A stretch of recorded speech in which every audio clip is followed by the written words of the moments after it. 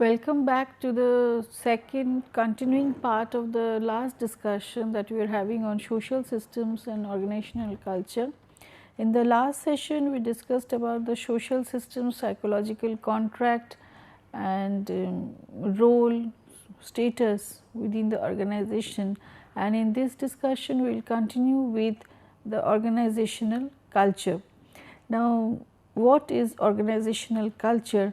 Organizational culture is the set of values, norms that the people share within the organization, and which organization, it is also a set of values, norms that the organization develops for itself based on what it wants to do, where it wants to go, what are its future planning and everything. So, the culture of the developed by the organization itself is called the organizational culture.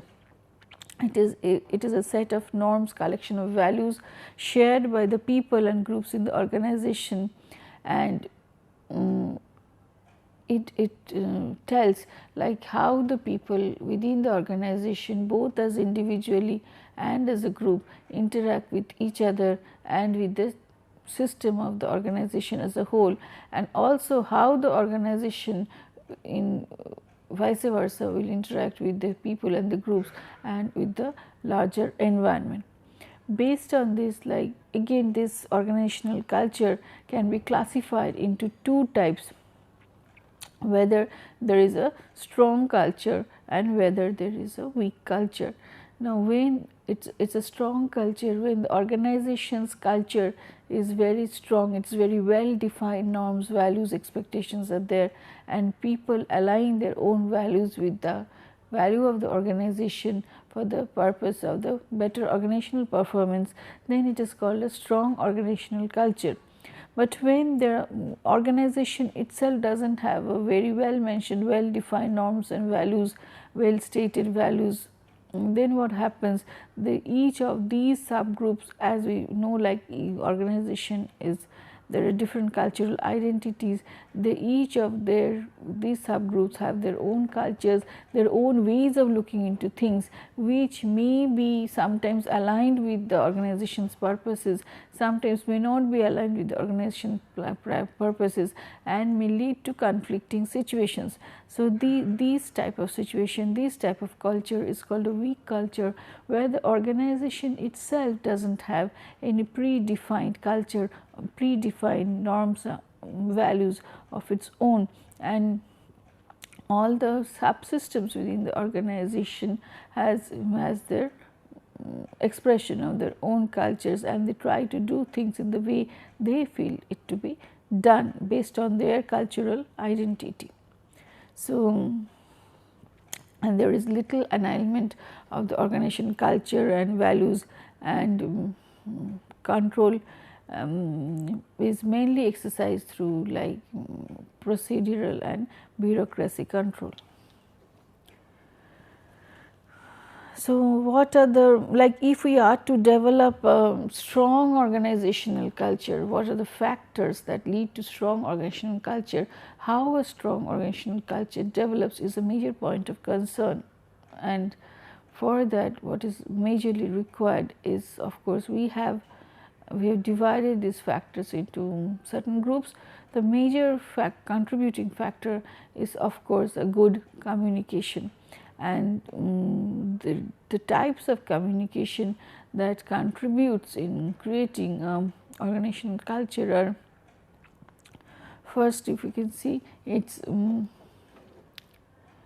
metaphors, such as comparing the organization with a machine or to the family, and drawing analogy from each other helps in knowing the employees' shared feelings and experiences of the organization. Stories about how to do, interesting stories about what to do, what not to do, how the leaders did, what they perceived about the organization. These are also helpful in communicating and transmitting the values of the organization to the employees.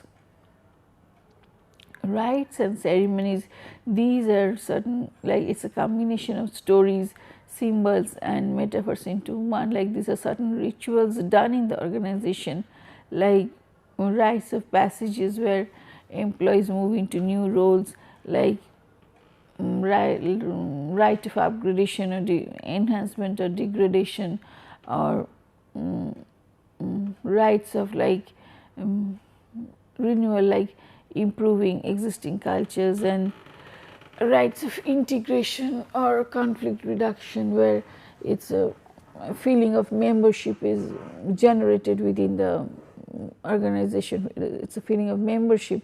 So these are different rites performed, rituals performed on the part of the organization, and these may help to communicate like what the organization expects of its employees.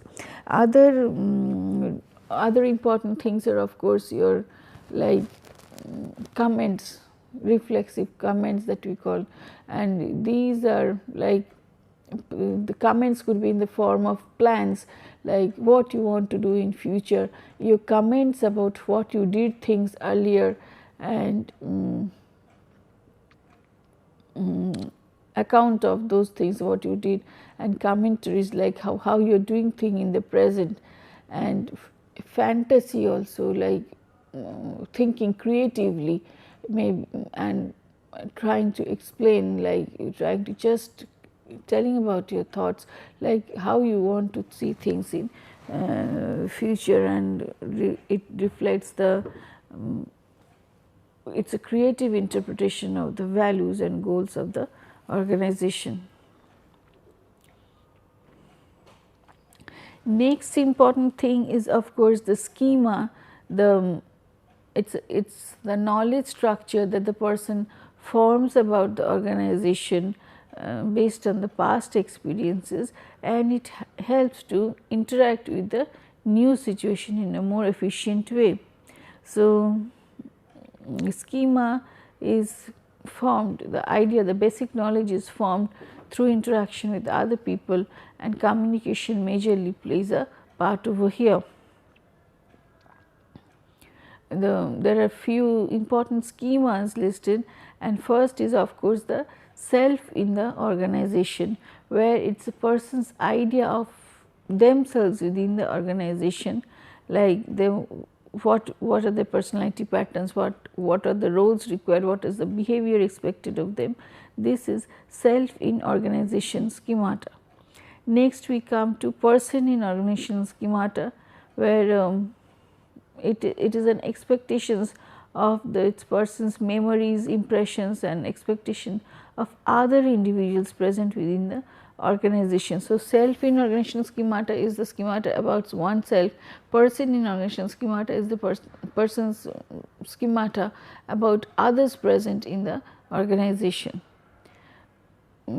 Organization schemata is the third schemata which is present, and it is a general expectation about all others as a whole present in the organization. So, it is a subset of the person schemata, it is a generalized expectation of all others present in the organization. Then concept in organization schemata, this is the individual's knowledge about the organizational aspects, all other organizational aspects other than the other people, means what is the structure like, what is the design of the organization, what are the organization rules and regulations.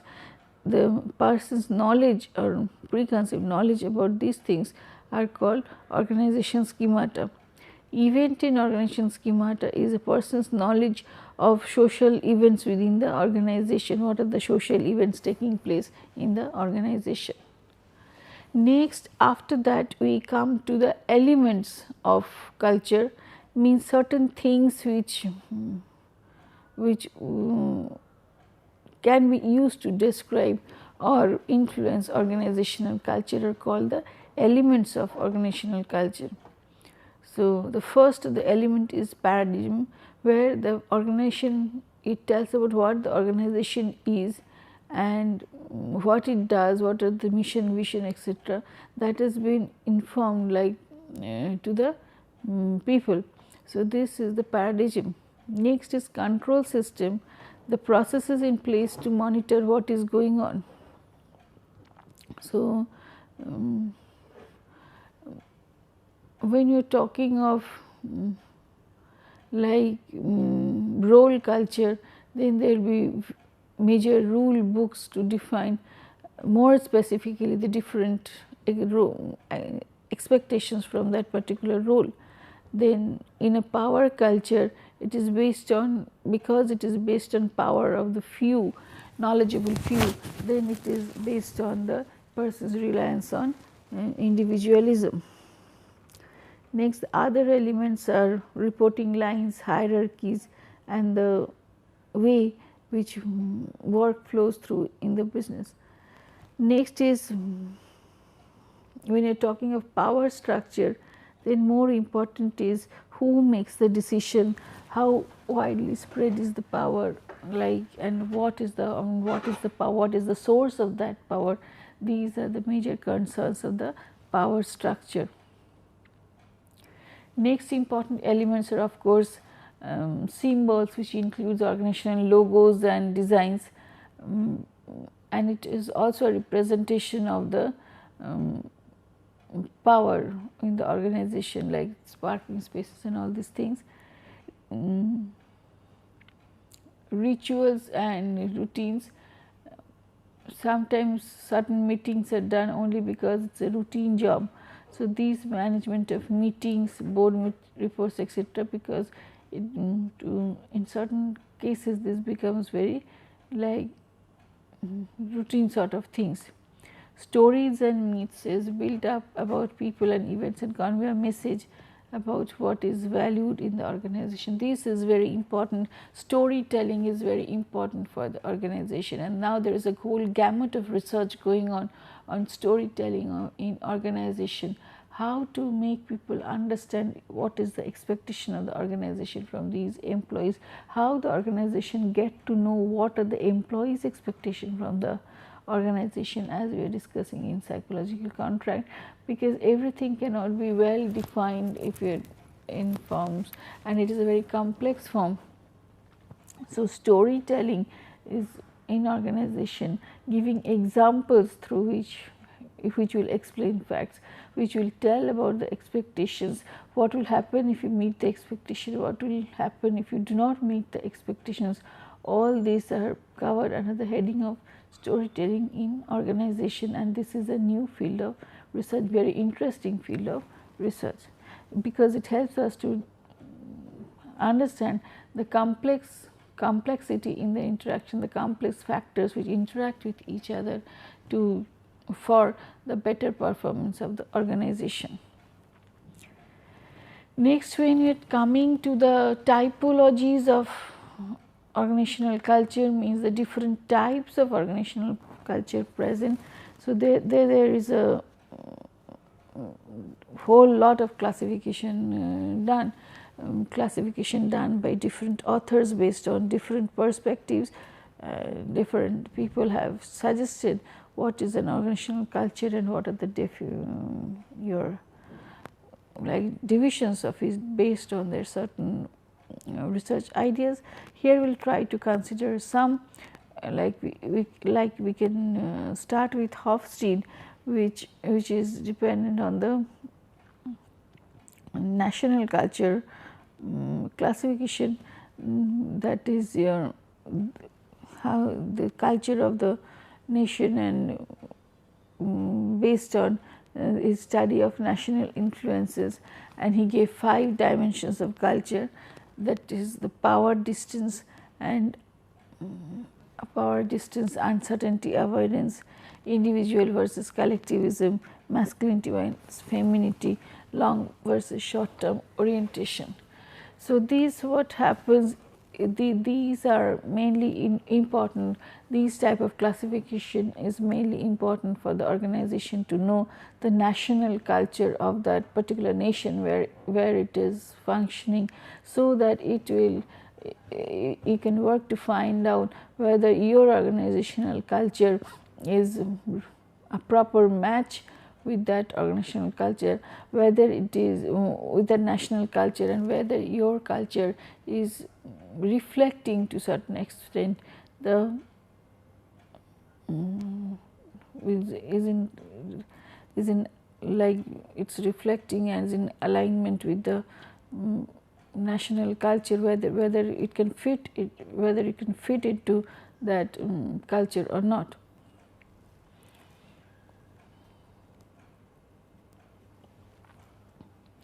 When we are talking of the next classification, which is the Dill and Kennedy classification given by Dill and Kennedy, what they try to do is they try to classify organizational culture based on two things: what is the nature of the feedback, whether it is very instant in nature or not, and whether there is a risk factor involved in the or the degrees of uncertainties in the organizational functioning activities. And they classified organizational culture based on these two parameters into four different types, like the tough guy culture, the tough guy macho culture, then where the feedback is quick and the rewards are high, whether there is work hard, play hard culture, that is few risks to be taken and all with rapid feedback, then it is this type of organization is full of jargon and buzzwords. Next is bet your company culture, where big decisions are taken, but major decisions, the results are not known before its years. And process culture, where there is little or no feedback. So see what happens, like each of these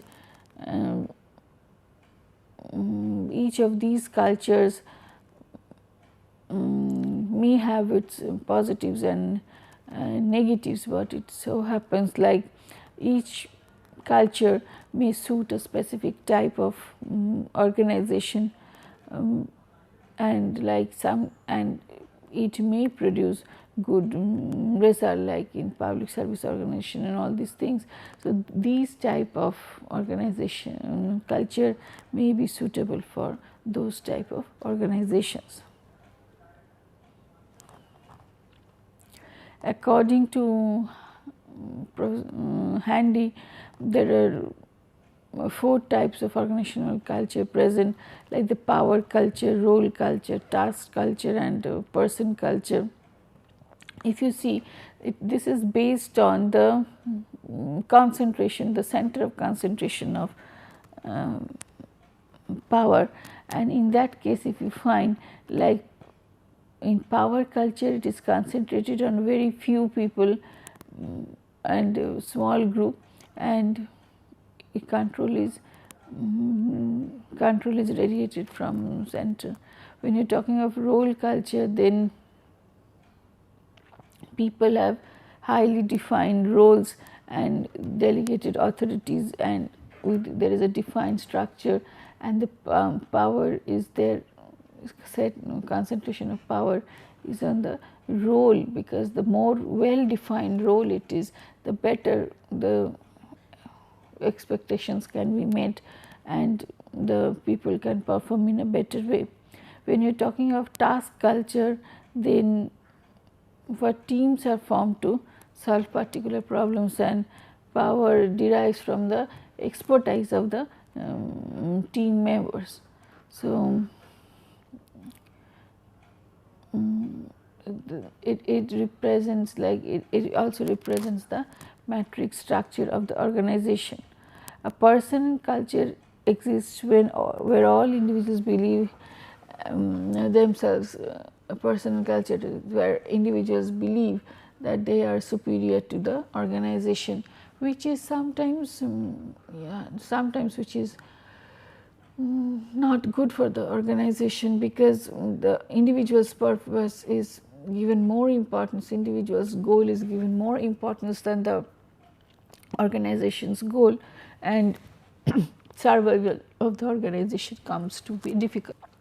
Shine gave a like a iceberg type of model for the organization, where it tells about like the different layers of the organization, layers which are visible, layers which are not visible, and the uppermost layer which is visible, like for the organization, for the people from outside to come and know like what is an organizational culture, is called the artifacts present in the organization, which is observed through the status symbols present, the facilities presented, furnishing, rewards, recognition, certain visible facts, certain which tells about like which shows how people interact with each other, how the people are dressing. These facts, visible interactions, slogans, mission statements, all these things tells us about the what is the nature of the organization, what is the culture of the organization. These are called artifacts, means things present in the upper, just visible upper layer, and people try to guess about the culture by noticing all these factors.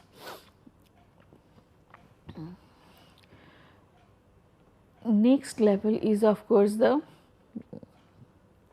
organization's values, which you cannot observe directly by noticing facts, by noticing the environment, physical environment of the organization, but what you can discover by interviewing people through questionnaires, by asking them questions about what are your values, what do you profess, what you want to do, how you see yourself, how you perceive yourself, what you want to be in future. All these sorts of questions help to understand the next layer below the artifact, the next layer, which is called the values of the organization.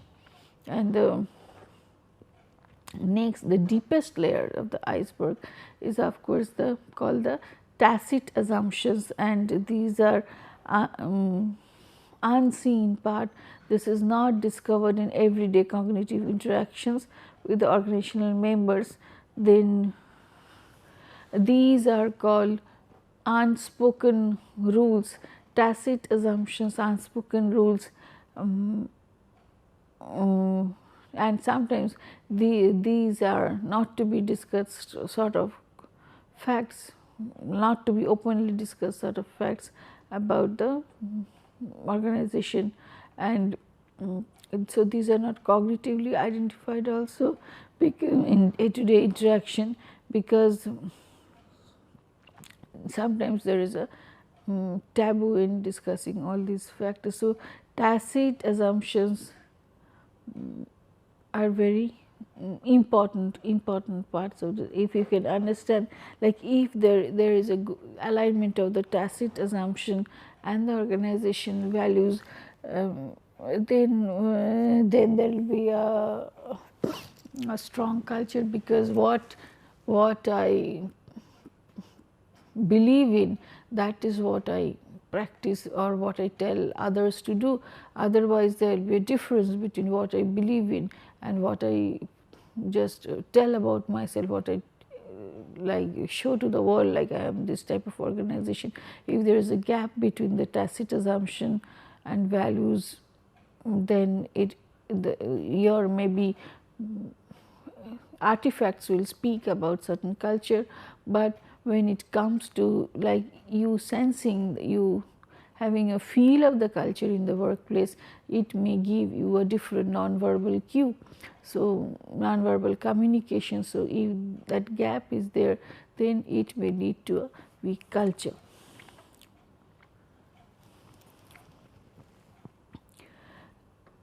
Arthur Carmezi, he tried to classify organization based on different categories. Now, first is of course the blame culture, where people try to blame each other. People try to blame each other, and it cultivates distrust and fear. because and it leads to nowhere, because it is no new idea is generated, no new personal initiative is taken, because people do not want to take risk over here. So, what happens, because they do not want to be blamed for the efforts that they have taken. Multi-directional culture is, this culture cultivates minimized cross department communication and cooperation. So, if this happens, then what happens, each department is critical of the other department, and that there is a lack of alignment between the input of one department and the output of the other department. So, if that is no link in the system, in the fact, like one department may act in contra with the purpose of the other department, then sometimes it may lead to organizational inefficiency. Leave and let live culture, then it mentions a sort of stagnation. It mentions a sort of stagnation and lack of creativity. I will go in the way that I am like. The organization is not in a position, or doesn't like to interpret the signals sent by the environment, and they do not want to grow, and there is an average degree of cooperation and communication, but for the urge for growth is not there. People have developed their personal relationships and decided like to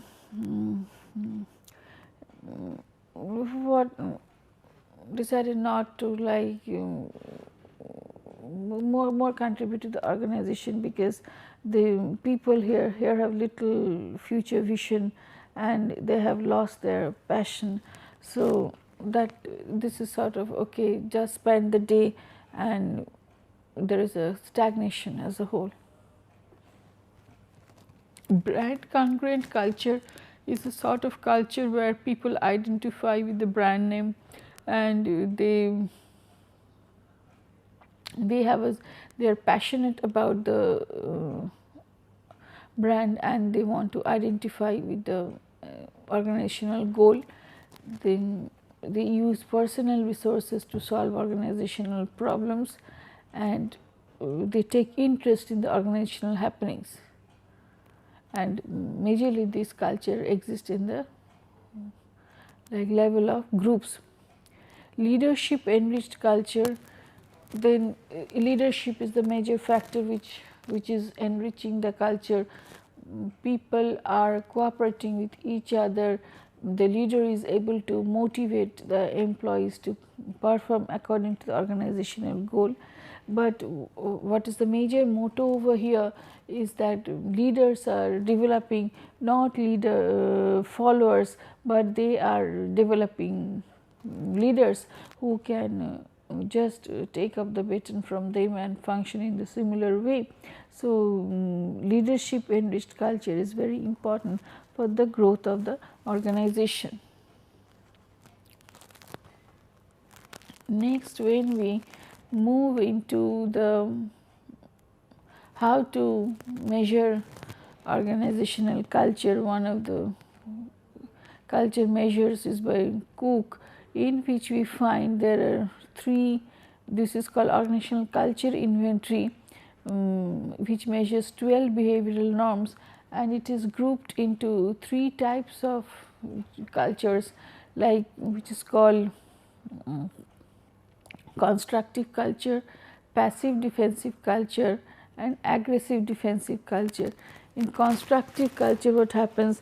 People are motivated, people are encouraged to meet their higher order satisfaction needs, and these needs are that of achievement, self actualization, then affiliative needs, humanistic needs. Passive defensive cultures are which members believe that they they must interact with others in such way that is not going to threaten their own security. Then these are like conventional, approval, dependent and avoidance type of cultures.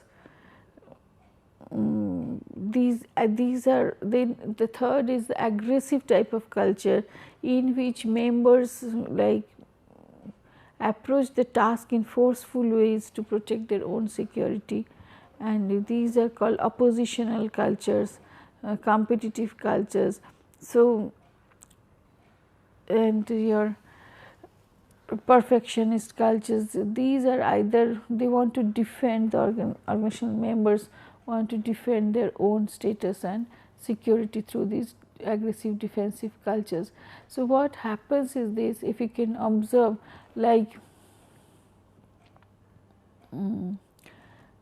constructive culture, passive defensive culture and aggressive defensive cultures, this may have an effect on the organization's performance. And this is if you can notice, like these are different viewpoints, through which employees are this is certain belief system by which like they are trying to approach a problem, they are trying to solve certain issues. Definitely these different types of cultures are going to have effects on the decisions made by the organization and the performance of the organization. And also the satisfaction of the employees within the particular organization, how they interact with each other and what is the outcome of those interactions. Entrepreneurial culture is a system of shared values, beliefs and norms of members of an organization, where creativity is valued, then tolerance of creative people is there, innovation is given importance, and all these things, like dealing with the market situations, dealing with the uncertainties in the market and competitors' threats, and expecting organizational members to behave accordingly. Like what are the elements? Elements are like people are more empowered to do things. Value creation is through creativity. Attention to the basic factors are there. Then there is a freedom. As you can see, like freedom to grow and fail is a major, like defining, maybe the defining part of this culture, and emphasis on the future. So these are the very key points beyond like commitment and personal responsibility. All these things are important, but freedom to grow and fail is one of the important issues in the entrepreneurial culture. Next, like when you are talking, when we are discussing organizational culture, like culture needs to be transmitted from one employee to the other employee, or from one group to the other group, and the process which is responsible for it, it's called the organizational socialization process, and it has 3 stages. First one is the stage of pre-arrival stage, and next is the encounter stage, and third is the metamorphosis stage. So, organization, if you see, the pre-arrival stage is a stage, it is a period of learning in the socialization process that occurs before a new employee joins the organization. Now, how this happens, like if you want to see, like the organizational socialization starts only after the employee joins the organization, then maybe it is not the correct approach to look into the process of organizational socializing, because socializing, this learning starts from the employee side also, before that employee joins the organization, through different searches made by that employee about the organization, to find out whether there is alignment between the purpose and the goal of the employee with that of the organization. And if that is there, it provides a good feeling and provides a platform for the individual to accept the values, norms of the organization after he joins the organization in reality. Encounter stage is the stage in the socialization process in which a new employee sees what the organization is really like. And so, you may have in the pre-arrival stage many like very flowery ideas about the organization, many over expectations about the organization. But when you come and join the organization, you find like sometimes expectations are not matching, because then this is what is reality and what was projected as reality.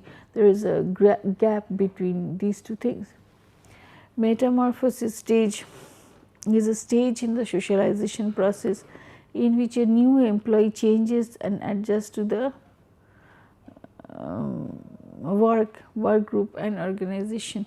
So, this is a very crucial stage in the socialization process, like when there is a strong culture in the organization and the employee, due to various reasons, wants to stay within the organization, then that person has to change, accept, adapt to certain things, certain values of the organization. And sometimes there could be a conflict between the personal values and the organizational values as expressed, and then this person has to balance between these two things, like what to give to priority to, the personal values that the person has cherished for life, or the organizational values. And then he has to decide for himself like what he is going to do.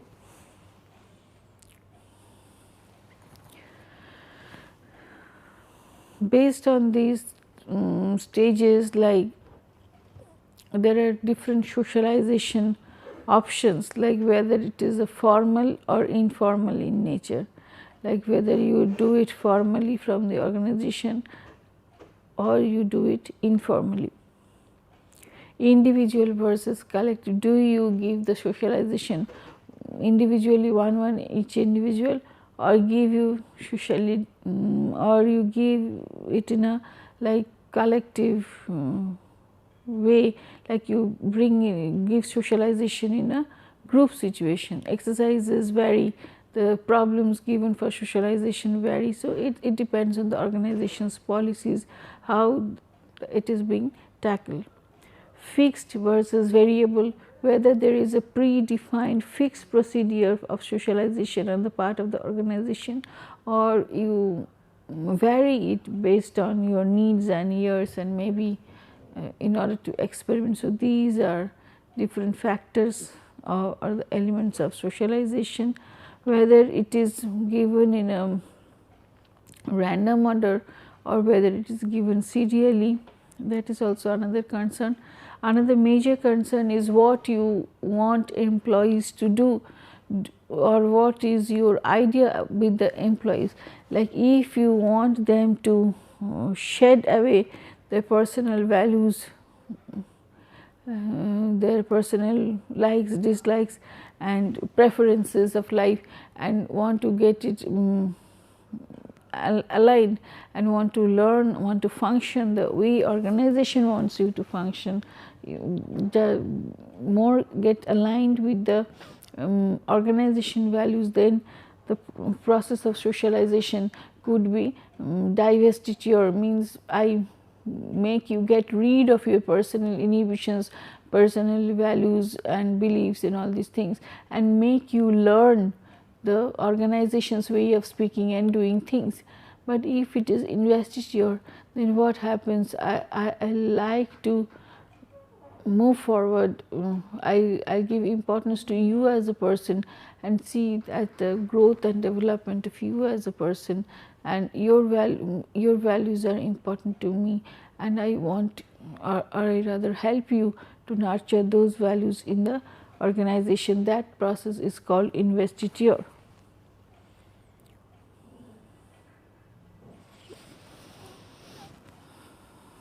Effective socialization, like when you have done your socialization, then how do you know like whether you have done an effective socialization or not? It depends on like what feedback do you get, based on what are the things that you learned in socialization. Feedback regarding like what is the what was the content, what was expected of you to do. So feedback regarding those things are very important, and these four, there are four like categories to it. One is the first is the organizational values. What was it? What was the goal? What was the culture? Was clearly defined or not? Next is work group values, norms and friendships. Then whether it is defined like how to do the job, what are the needed skills and knowledge for it, and what are the personal change relating to that identity, selves and motives, self image and motives. These are the four content categories, like, and you have to get the feedback regarding each of these content categories, like what was imparted to the newcomer as a part of this socialization process and what were the expectations from them. Building on previous studies in socialization, you find there are certain things which tells like effectiveness in socialization will, if you try to evaluate it, you will find like whether there is a people have developed a task mastery, then whether they have accepted and knowledge have developed about the organizational culture, and whether there is a role clarity, then whether they are going for some personal learning about the organization and the job they're having to they're supposed to do, and whether they are functioning within the work group. All these factors like mentioned defines the socialization effectiveness, means whether you have mastered your task properly, what degree of it is required, then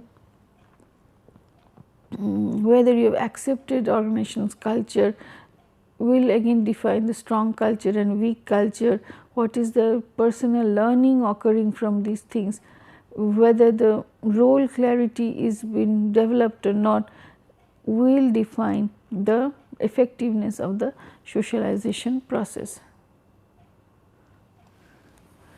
Creating now in this whole thing, in the whole exercise of organizational socialization, organizational culture, ways of defining culture, one thing is very important is creating an ethical organizational culture. So, it is very important to take a review of the organizational processes which are there, management practices which are there for developing our culture and give socialization processes, etc. And you have to find out whether the management practices are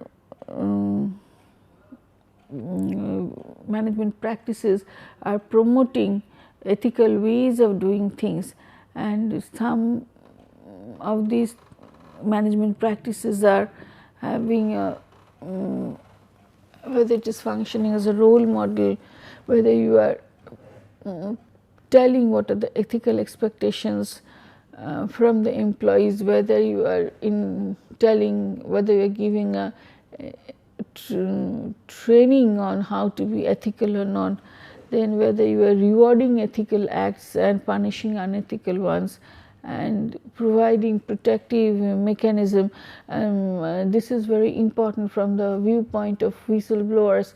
Like sometimes people out of fear do not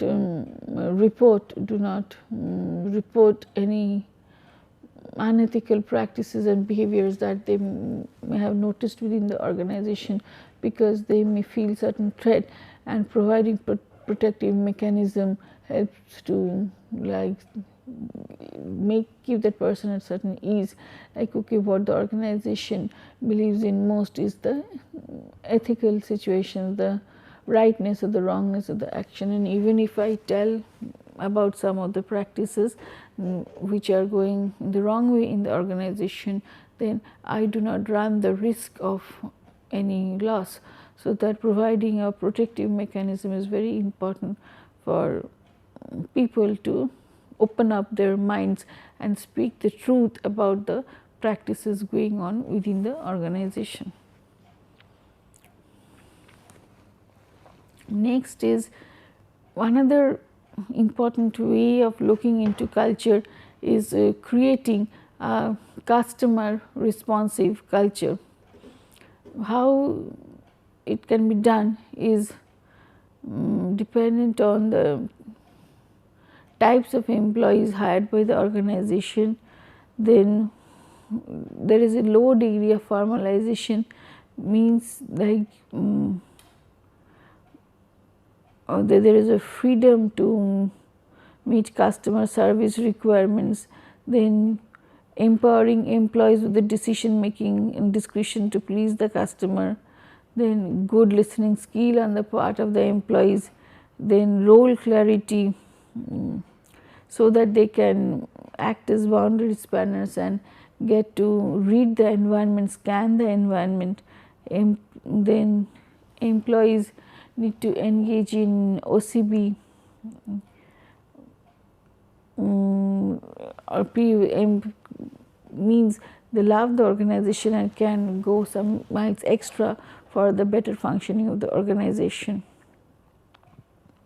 But if you see again, maybe it's very ingrained in this whole concept is the concept of ethics. Is in order to be customer responsive, in order to develop a customer responsive culture, like what is the degree of importance that we give to an ethical culture, because sometimes in order to be customer responsive, people may take wrong practices to like meet the requirements of the customers. So in those senses, like ethics is very intertwined. The concept of ethics is very intertwined with this concept of the customer response. When you are creating a customer responsive culture, the process you do it, like it's very important. So the ethical practices along while doing the customer responsive behavior is very important, and we just cannot ignore this part.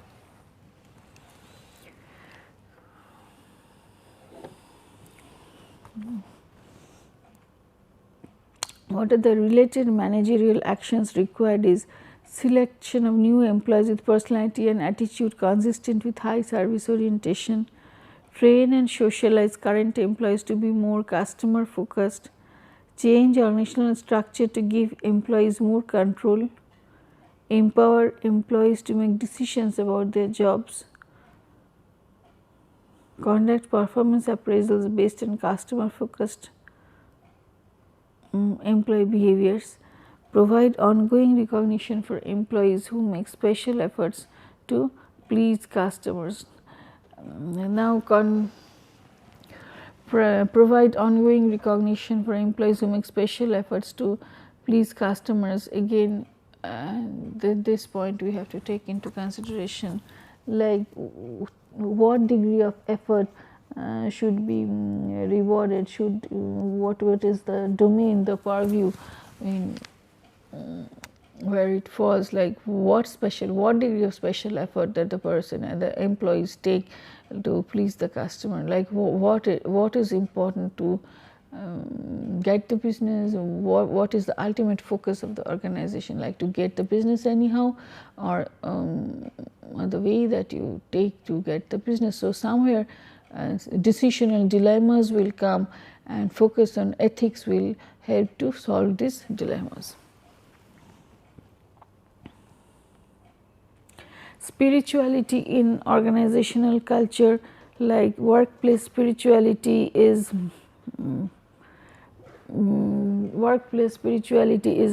defined by it's a recognition given that the recognition of the organization of the fact that employees have their own inner life and their own value system and higher purpose of life, meaningful, that they want to get a meaningful work, they want to have a feeling of joy from the organization by working in it.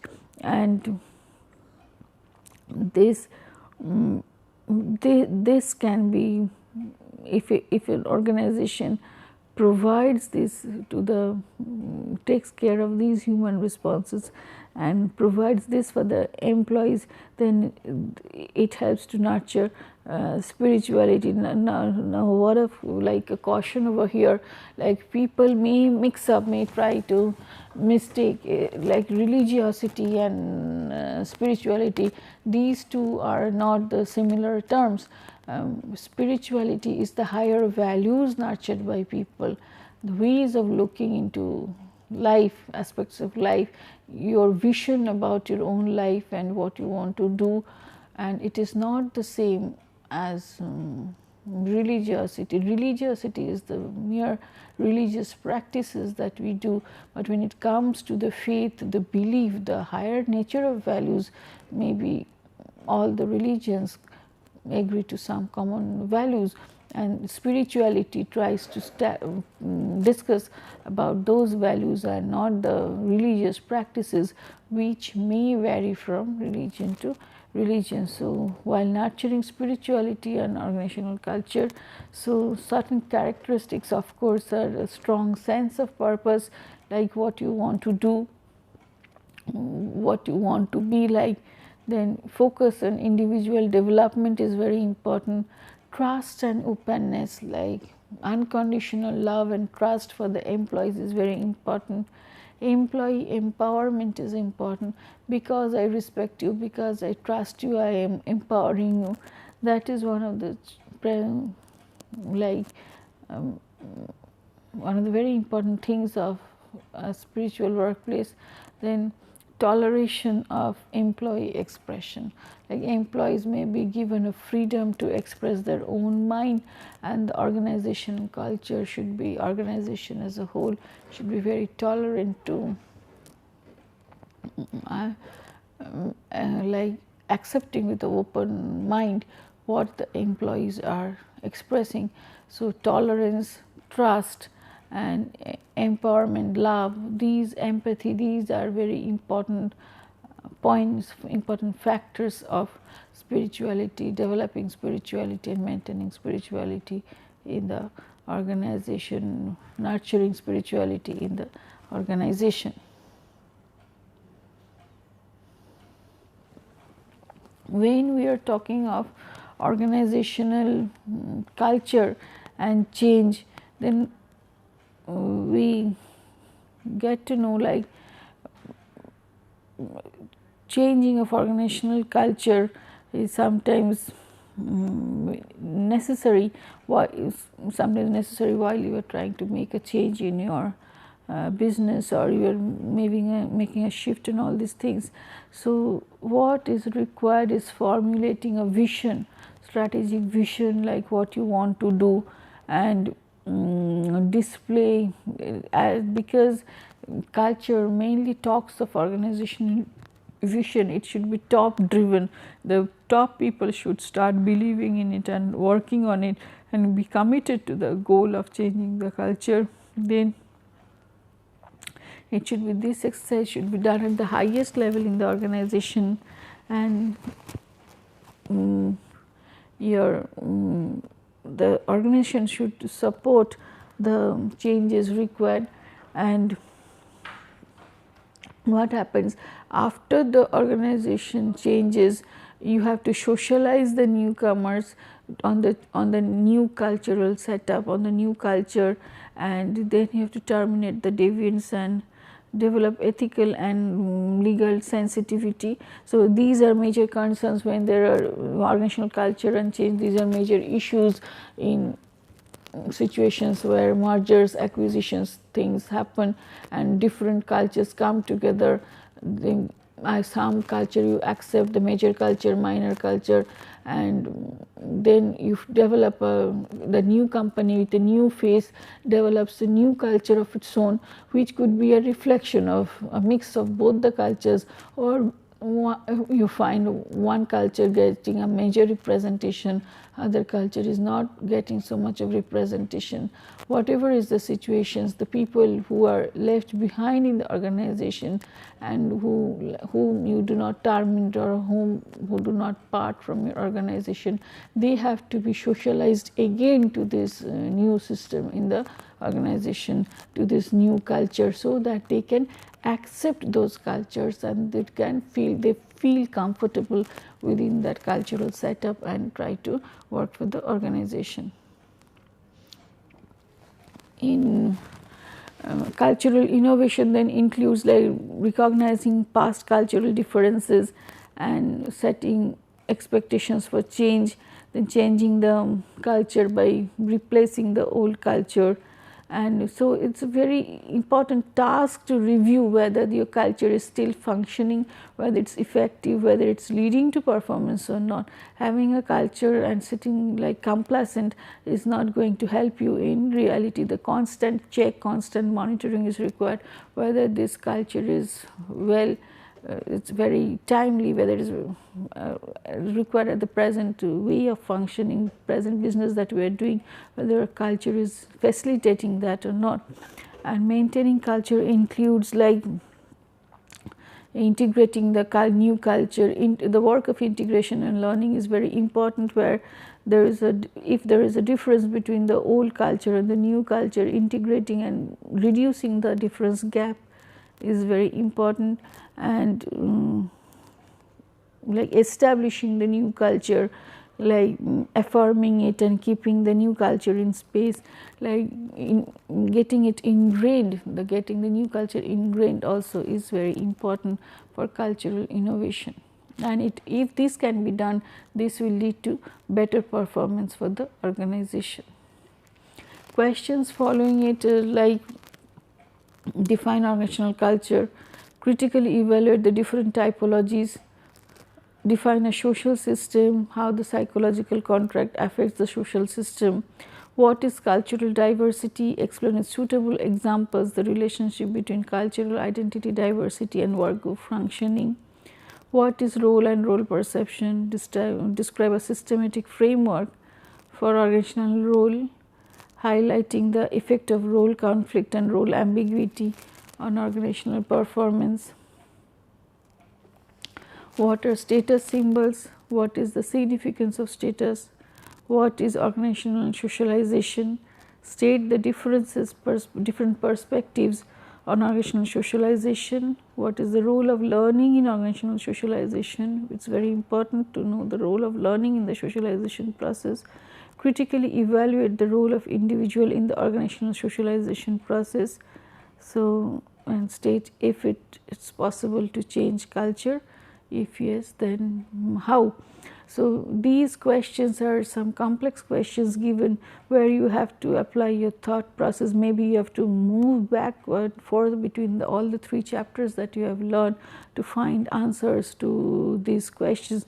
There is no straightforward answer. You have to think and just draw your examples from the real life practices done for the companies and try to relate it with these things and try to find out, give reflective answers to these questions. And if you can do it, then you can understand like the importance of organization as a social system, and more so the role of culture for the performance of the organization. Thank you.